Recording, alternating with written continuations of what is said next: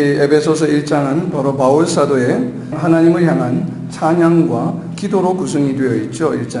1장의 전반부에 바울 사도가 하나님을 찬양하는 부분에 있어서 우리가 어떻게 구속을 받았는지에 대해서 이 감격에 겨워서 아주 긴 문장으로 찬양을 했는데, 거기에 대해서 조금 더 구체적으로 상세하게 설명하고 있는 것이 바로 에베소서 2장입니다. 그래서 에베소서 2장 가장 먼저 첫 번째 절에서 우리가 구원받기 전에 어떠한 상태에 있었는지에 대해서 먼저 설명을 하고 있습니다.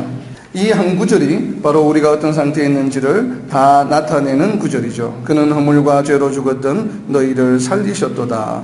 우리가 구원을 받기 전에 우리 성도들이 어떤 상태에 있었는지는 성도라면 누구나 다 잘 알고 있죠. 죄인이었다가 이제 구속을 받았다, 죄 사함을 받았다는 것을 잘 알고 있는데, 잘 알고 있는 내용이지만 오늘은 특별히 이 바울 사도가 에베소 교인들에게 왜 이렇게 다시 한번 그것을 설명하고 있는지에 대해서 우리가 다시 한번 살펴보려고 합니다. 2장 1절의 말씀에 보면 우리의 구원받기 전의 모습을 세 개의 키워드로 설명하고 있습니다. 그 첫 번째가 허물, 그리고 두 번째는 죄, 세 번째는 죽음이다 라고 표현하고 있는데, 우선 먼저 왜 우리가 통상적으로 알고 있는 우리가 죄인의 모습으로, 그래서 죄 사함을 받았다라고 이렇게 이야기하는데, 특별히 오늘 본문에서는 왜 죄라고 하지 아니하고 허물과 죄라고 해서 두 단어로 설명하고 있는지에 대해서 먼저 살펴보려고 합니다. 첫 번째 허물은 헬라어 원어로는 파라토마라고 하는 단어인데, 이 신약 성경 전체에 걸쳐서 한 23번 정도 사용되고 있는 단어입니다. 이 단어는 어떤 진리로부터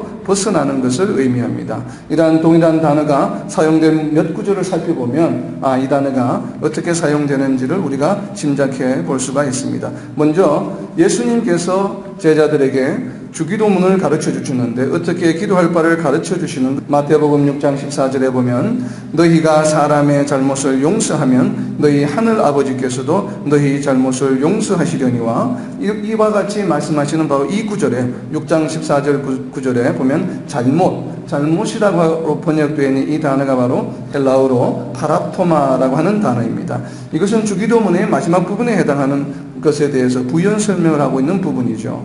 예수님께서는 또 동일한 단어를 마태복음 18장 35절에서 다시 사용하고 계신데, 여기는 어떤 내용인가 하면, 어떤 종이 주인으로부터 많은 빚을 탕감받은 종이 자기 동료인 종의 조그만 빚을 탕감해주지 않음으로 인해서 벌을 받는 그런 에피소드가 있습니다. 바로 그 에피소드에서 그것을 부연 설명하는 과정에서 18장 35절에 보면, 마태복음 18장 35절에 보면 각각 마음으로부터 형제를 용서하지 아니하면 이라는 구절에서, 여기에 보면 이제 죄나 잘못이라는 단어가 빠져 있죠. 그냥 용서하지 아니하면 되어 있는데, 여기에 원어에 보면 바로 이 파라토마라고 하는 단어가, 그러니까 한글 번역에서는 형제의 죄를, 형제의 잘못을 용서하지 아니하면 이렇게 번역이 돼야 되겠죠. 그래서 형제를 용서하지 않으면이라고 하는 구절에서 바로 이 단어가 사용되고 있습니다. 그리고 예수님께서는 또 한 번 마가복음 11장 25절에서는 우리가 성도들이 기도의 응답을 받기 위해서는 어떻게 해야 될까라는 그 원리를 설명하시면서 또 이 단어를 사용하셨는데, 마가복음 11장 25절입니다. 서서 기도할 때에 아무에게나 혐의가 있거든 용서하라 라고 하는 이 문장에서 바로 이 혐의라고 하는 단어가 앞에 있는 잘못, 그리고 또 이제 어떤 죄라고 번역이 되어 있는 이 파라토마라고 하는 단어입니다.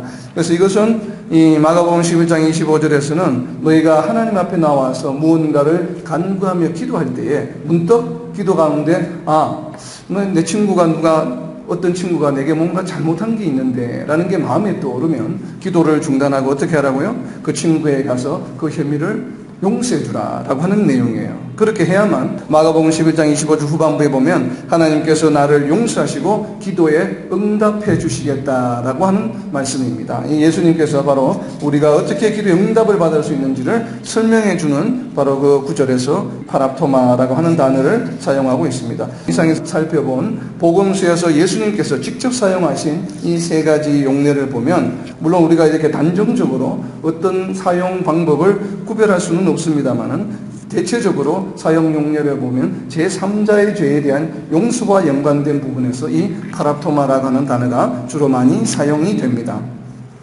이와 같이 동일하게 예수님께서도 우리에게 이렇게 말씀하신 것처럼 예수님 자신도 바로 우리의 죄를 위해 자신을 제물로 드리셨죠. 바로 그러한 장면의 말씀을 바울 사도는 로마서 4장 25절에서 바로 이 단어를 사용해서 설명하고 있습니다. 왜냐하면 우리가 예수님에게서는 제3자자, 그러니까 우리의 죄를 위해서 예수님께서 구속죄물이 되셨다라고 하는 표현에 바로 이 단어를 사용하고 있습니다. 로마서 4장 25절입니다.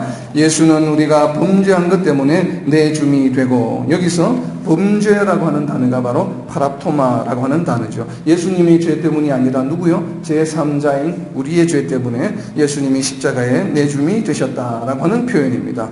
이를 좀 더 우리가 구체적으로 동일한 단어를 사용해서 바울 사도는 5장 15절에서 다시 한번 이 단어를 사용하고 있습니다. 로마서 5장 15절에 보면 한 사람의 범죄를 인하여 많은 사람이 죽었은저, 바로 이 한 사람의 범죄라고 할 때 이 범죄가 파랍토마라고 하는 단어예요. 이 한 사람은 누구겠습니까? 바로 아담을 말하죠. 그래서 아담의 범죄로 인하여 많은 사람이 죽었다. 그러니까 우리가 우리의 죄 때문에 죽게 된 것이 아니라 누구의 죄 때문에? 제3자인 아담의 죄 때문에 우리가 많은 사람이, 그 후손들이 죽음에 이르게 되었다라고 하는 이 표현을 할 때 바로 이 파랍토마라고 하는 단어를 사용하고 있습니다. 이 범죄는 바로 우리가 타락을 의미하는 범죄로 번역되고 있죠. 결국 다시 말하면 하나님의 명령을 지키지 않은 죄가 바로 이 로마서 5장 15절에서 사용되고 있는 단어입니다.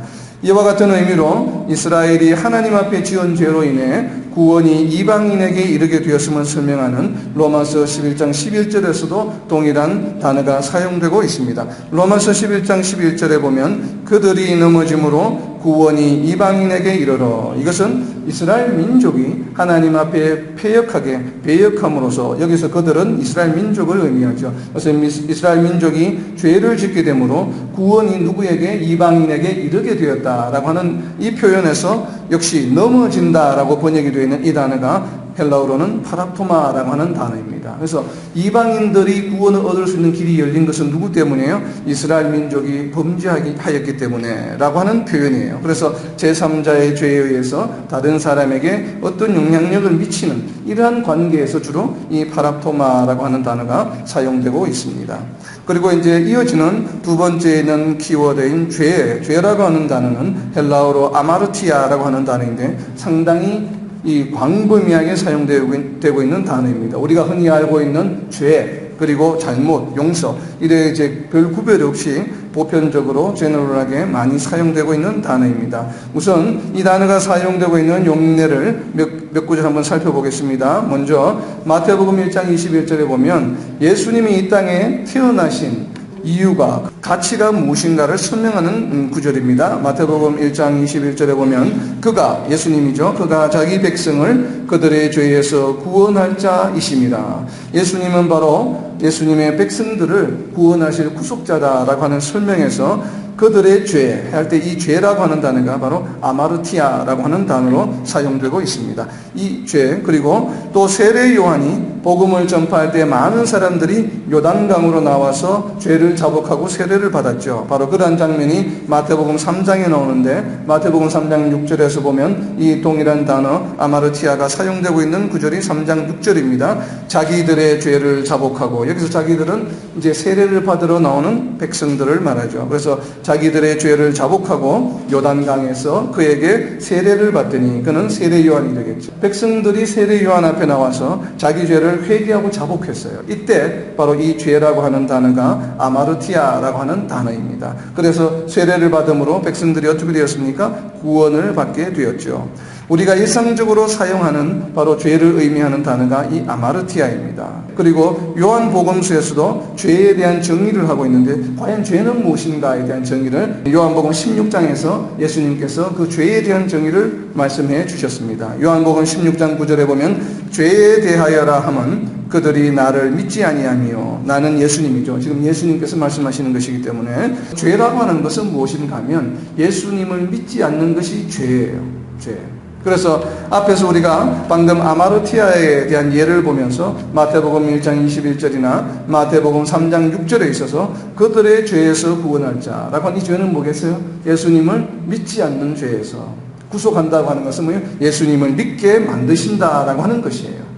우리가 물론 이렇게 범죄하는 것도 죄이지만 우리가 신약에서 말하는 죄라고 하는 것은 요한복음 16장 9절에서 예수님께서 직접 정의하신 것처럼 뭐예요? 예수님을 믿지 않는 것이 죄예요. 그래서 마태복음 3장 6절에서 자기들의 죄를 자복하고 한다는 얘기는 뭐예요?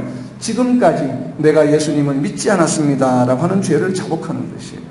우리가 이렇게 도둑질 했는데요, 뭘 했는데, 거짓말 했는데요, 이런 것도 물론 회개의 대상이 되지만, 그러나 회개의 대상의 가장 우선순위요, 가장 중요한 회개의 대상은 뭐냐면, 내가 지금까지 예수님을 모르고 믿지 않고 배척하며 지냈다고 하는 것을 회개하는 것이에요. 이것이 예수님께 돌아오는 것이에요. 이것이 바로 구원이에요. 그래서 요한복음 16장 9절에 있는 것처럼 죄에 대하여라면 그들이 나를 믿지 아니하며, 이 말씀은 대단히 중요한 말씀이기 때문에 우리가 외워두시는 것이 좋습니다. 그래서 이는 예수님께서 승천하신 후에 보내주신 성령께서 우리에게 오셔서 가르쳐 주시는 내용을 이 오순절날 베드로가 또 이 단어를 사용해서 사도행전 2장 38절에 보면 또 세례와 성령을 강조하는 곳에서 이 단어 아마르티아를 사용하고 있습니다. 사도행전 2장 38절을 보면 너희가 회개했다는 것은 뭐예요? 지금까지 예수님을 내가 인정하지 않았던 것을 이제 인정하는 것으로 돌아오는 거예요. 너희가 회개하여 각각 예수 그리스도의 이름으로 세례를 받고, 이것은 예수님을 이제 믿는다는 것이죠. 믿지 않는 상태에서 믿는 것으로 돌아와서 세례를 받고 죄사함을 받아라.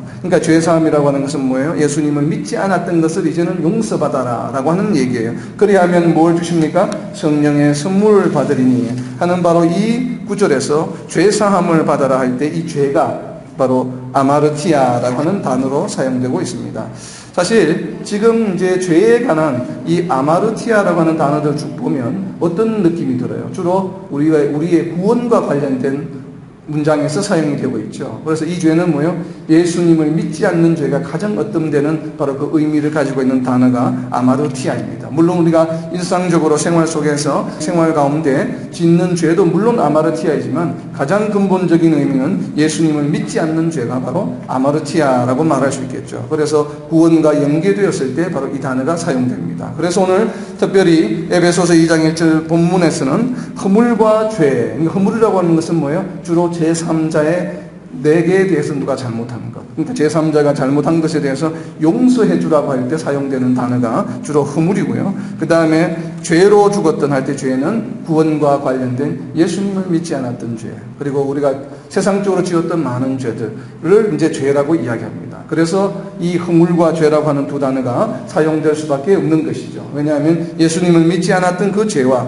또 우리가 일상생활 가운데 지었던 모든 죄들을 두 가지가 다 용서받아야 된다고 하는 것이에요. 그래서 2장 1절에서 허물과 죄로 이렇게 표현했던 것입니다. 이제 마지막 키워드인 이 죽었던 해서 죽음이라고 하는 단어에 대해서 좀 살펴보고자 합니다. 이 죽었다라고 하는 것은 헬라어 원어로는 네크라스라고 하는 단어인데 약 KJV 성경에 132번 사용되고 있습니다. 신약 성경에서 이것은 형용사 형태인데 죽었다고 하는 상태를 나타내는 것이에요.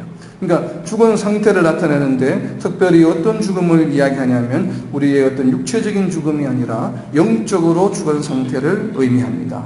자, 우리가 죄와 허물로 죽은 상태에 있었다라고 하면 보통 일반 사람들은 받아들이기 힘들죠. 우리가 살아있는데 왜 죽었다고 이야기할까?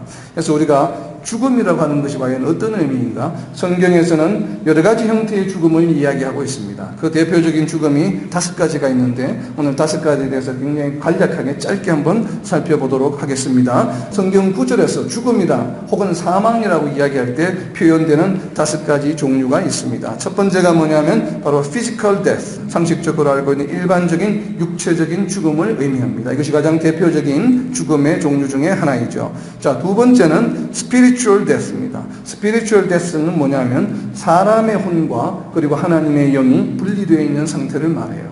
그러니까 이것이 바로 뭐냐면 예수님을, 하나님을 영접하지 않은 상태, 구원받지 못한 상태에 있는 사람들의 죽음을 표현할 때 바로 spiritual death라고 이야기를 합니다. 오늘 본문에 있는 에베소서 2장 1절에 있는 죽었다라고 하는 것이 바로 이 spiritual death에 해당되겠죠. 마태복음 8장 22절에 보면 예수님께서 한 제자가 자기의 아버지가 돌아가셨기 때문에 내가 아버지를 장사하고 이 주님을 따르겠습니다 라고 이야기할 때 하신 예수님의 대답이 있습니다. 그것이 바로 8장 22절 말씀인데 예수님께서 그 제자에게 이렇게 대답하셨습니다. 죽은 자들이 그들의 죽은 자들을 장사하게 하고 너는 나를 따르라. 여기서 죽은 자들은 누구겠어요? 먼저 있는 죽은 자들은 육체적으로는 살아있는 자들이죠. 살아있는데 영적으로 죽은 자들인 뒤에 나오는 죽은 자들은 육신적으로 실제적으로 죽은 자를 말하죠. 그래서 영적으로 죽은 자들이 실제로 육신적으로 죽은 자들을 장사하게 하고 너는 나를 따르라 라고 하신 말씀에서 바로 이 두 가지의 죽음에 대한 모습을 설명하고 있습니다.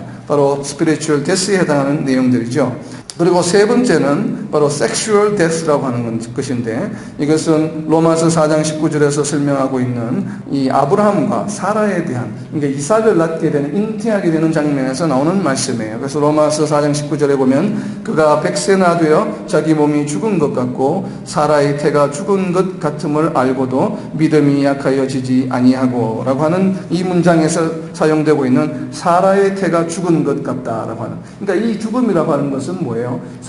생명의 반대잖아요. 그래서 우리가 사람의 생명을 잉태하는 것이 바로 생명을 이제 만들어내는 것인데, 그것이 불가능하게 되었기 때문에 생명을 만들어낼 수 없는 과정에 있기 때문에 사망이라고 표현을 해요. 죽었다라고 표현합니다. 그래서 이것을 우리가 영어로는 그냥 sexual death라고 해서 특별히 구별해서 표현하고 있습니다. 이것도 죽음의 한 종류로 표현하고 있습니다. 그리고 이제 네 번째 죽음이 역사에서 굉장히 중요한 의미를 가지는 죽음입니다. 네 번째 죽음이 바로 뭐냐면 positional death라고 하는데, 예수님과 함께 장사되었다. 예수님이 십자가에 못 박혀 죽으실 때에 우리도 함께 십자가에 못 박혀 죽었다라고 하는 표현을 우리가 많이 사용하죠. 그것이 바로 우리 구원의 진리를 설명할 때 사용하는 표현인데, 바로 그 표현에서 우리가 십자가에 예수님과 함께 장사되었다라고 하는 로마서 6장 4절에 있는 말씀, 바로 여기에서 우리가 죽게 되었다. 우리가 실제로 죽지 않았죠. 우리는 멀쩡히 육체적으로 살아있고, 또 예수님을 믿음으로 인해서 어떻게 됐어요? 우리가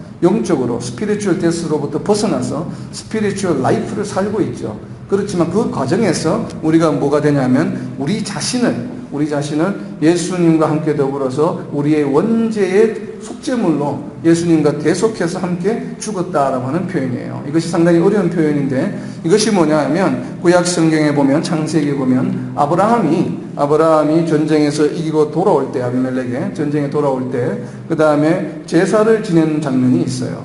그래서 그 제사를 지내는 장면에 보면 아브라함이 그 제사를 드림으로 그 아브라함의 후손들이 아브라함의 허리를 붙들고 함께 제사를 드렸다라고 하는 표현이 있어요. 그게 뭐냐 하면 아담이 죄를 지음으로 모든 사람이 죄를 짓게 된 것과 동일한 메커니즘으로 예수님이 십자가에 죽으심으로, 한 사람이 죽으심으로 우리 모두가 거기에 함께 죽게 되었다라고 하는 표현이에요. 그래서 여기서 포지셔널 데스라고 하는 것은 위치가 바뀌었다는 거예요. 위치가. 우리가 죽음의 위치가 바뀌었다는 것인데, 우리가 죽은 것이 아니고 예수님이 우리를 대신해서 죽었을 때 우리도 함께 죽었다는 것이에요. 이제 그러한 표현이 바로 포지셔널 데스입니다. 이 포지셔널 데스 때문에 우리가 구원을 받을 수 있게 된 것이죠. 왜냐하면 우리가 희생제물로 드려졌기 때문에 바로 그 표현을 이 로마서 6장 4절에서 이야기하고 있습니다. 그래서 지금까지 살펴본 죽음을 보면 우리가 일상적으로 알고 있는 육체적인 죽음, 그리고 구원받기 전에 영적 죽음, 그리고 세 번째는 생명을 잉태할 수 없는 상태에 있는 죽음, 그리고 네 번째는 예수님과 함께 십자가에 장사 지낸다라고 하는 이런 후속사적인 죽음을 표현할 때 이 네 가지 표현이 있습니다. 그리고 마지막 죽음이라는 표현이 우리 성도들의 생활 가운데 우리가 구원받고 나서 주님 앞에 갈 때까지 늘 우리가 겪게 되는, 날마다 우리가 참 어떻게 보면 스트러글링 하게 되는 바로 그 죽음을 의미합니다. 이 다섯 번째 죽음이 바로 무엇인가 하면 operational death라고 합니다. 이것을 좀 우리가 한글로 마땅하게 번역하기가 마땅치 않은데, 풀어서 설명하면 성령으로 충만하지 못한 상태를 의미해요. 구원받아서 우리는 이미 스피리추얼 데스로부터 벗어났죠. 새 생명을 얻었지만, 그러나 어떻습니까? 우리의 이 신앙생활을 가운데 보면 우리 자신도 모르게 죄를 범할 때가 있고, 또 우리 자신도 모르게 하나님으로부터 멀어질 때가 있습니다. 그러니까 누가 보아도, 옆 사람이 보아서 크리스찬이구나, 하나님의 자녀구나 라는 것이 잘 드러나지 않는 모습을 할 때가 많아요. 바로 그럴 때를 말하는 것이에요. 누가 보아도 왜 이 하나님을, 예수님을 믿는다는 사람이 저런 행동을 할까? 아니면 저 사람이 과연 예수님을 믿는 사람인가 아닌가? 라고 하는 의구심을 나타내게 하는 그러한 행위를 할 때, 그러한 말을 할 때, 그러한 행동을 할 때 바로 우리는 어떤 상태에 있냐면 바로 operational death가 이런 상태에 있다는 것이에요. 그래서 오퍼레이션이라고 하는 건 뭐예요? 회사를 운영할 때 오퍼레이션 한다고 하잖아요. 그러니까 우리 신앙생활 가운데 죽음의 상태에 있는 것을 말합니다. 로마서 7장 24절에 보면 바울 사도가 자신의 바로 이 오퍼레이셔널 데스에 대해서 설명하고 있어요. 로마서 7장 24절에 보면 오호라 나는 곤고한 사람이로다 이 사망의 몸에서 누가 나를 건져내랴. 자, 이 말씀의 고백은 하나님의 일을 열심으로 전진했던 바로 바울 사도가 고백한 내용이에요. 바울 사도조차도 자신의 어떤 육적인 이런 욕망, 또 세상적으로 죄를 지을 수밖에 없는 것을 끊임없이 자기 자신을 연단했습니다. 그래서 오호라 나는 곤고한 사람이로다 이 사망의 몸에서 할 때 바로 이 사망이라고 할 때 이 사망이 바로 죽음을 말합니다. Operational death. 바울 사도조차도 자기의 신앙생활 가운데 사역 가운데 순간순간 이런 사망의 몸에 휘둘릴 때가 있었다고 하는 것이죠. 그래서 한탄한 것이 이 사망의 몸에서 누가 나를 건져내랴.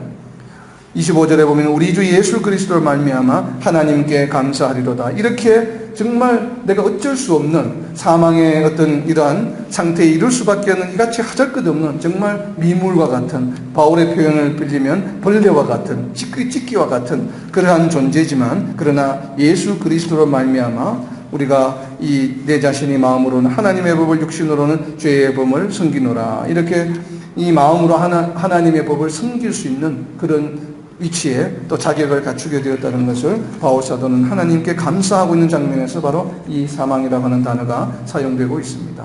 우리도 정말 신앙생활 가운데 이러한 사망의 상태에 이를 때가 너무나도 많습니다. 그렇다면 우리는 왜 어떻게 언제 이렇게 사망의 상태에 이르게 될까요? 그 부분을 바로 로마서 1장 28절에 보면 마음에 하나님 두기를 싫어하며 우리가 마음에 하나님 두기를 싫어할 때 바로 이와 같이 사망의 operational death, 사망의 상태에 너무나도 쉽게 노출이 됩니다.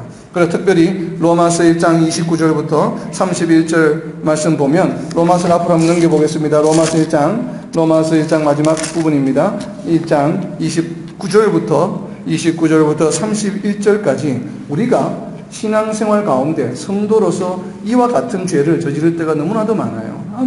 어떨 때는 보면 하루에도 몇 번씩 이 죄의 상태에 이르게 됩니다. 이것이 바로 operational death 상태예요. 우리가 생활 가운데 이 21가지 중에 하나라도 지금 내가 하고 있다라고 빨리 판단한다면 지금 내가 operational death 상태에 있구나 라고 빨리 깨닫고 돌아와야 돼요.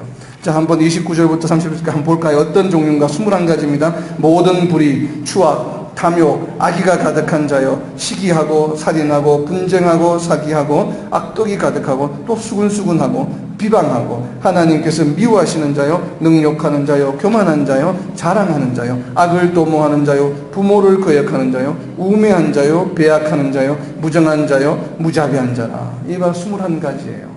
그런데 이 21가지가 언뜻 보면 우리가 살인 이런 것은 우리는 안 하죠, 당연히. 그러나 우리가 쉽게 수근수근하지 않습니까?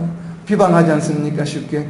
근데 이 수근수근하는 것과 비방하는 것이 살인하는 것과 동일한 레벨의 죄라는 것을 우리는 인정해야 됩니다.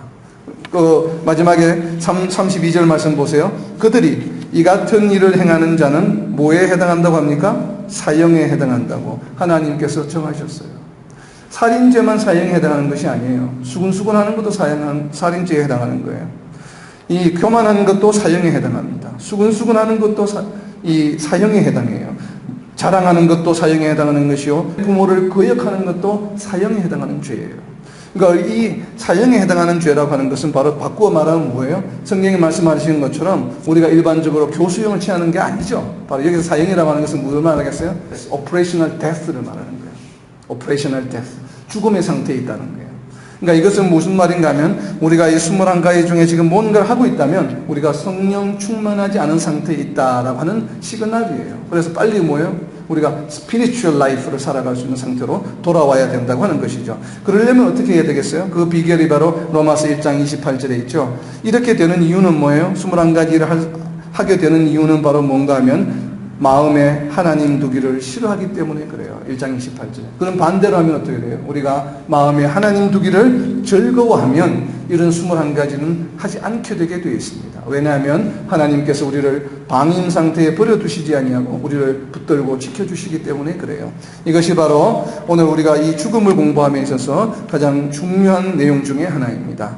이 같은 일을 사형에 해당한다고 말씀하신 이 사형이 바로 이런 오퍼레이셔널 데스예요. 우리가 신앙생활하는 가운데 정말 우리가 이 오퍼레이셔널 데스에서 너무 자주 이렇게 매몰되지 아니하도록 늘 마음에 하나님 두기를 즐거워하는 저와 여러분이 되시기를 예수님의 이름으로 선포합니다. 그리고 죄와 허물로 인한 죽음의 상태는 바로 오늘 방금 살펴본 것처럼 영적 죽음의 상태를 의미합니다. 때문에 이러한 영적 죽음의 상태에 있다가 예수님을 믿음으로 우리는 영적으로 새 생명을 얻게 되었기 때문에 바로 오늘 에베소서 2장 1절에 있는 말씀처럼 우리를 살리셨다라고 이렇게 표현하고 있는 것이에요. 말씀을 맺습니다. 비록 육체는 우리가 살아있지만 그러나 그 삶에 생명이 없는 영적 죽음의 상태에 있었음을 우리는 분명히 인지하고 인정하여야만 합니다. 그래서 이제는 이 영적 상태에서 벗어나서 새 생명을 소유한 자로서 여전히 영적 죽음의 상태에 있는 사람들과는 분명히 구별되는 삶을 살아감으로 하나님께 영광을 돌리는 저와 여러분이 되시기를 예수님의 이름으로 선포합니다. 아멘.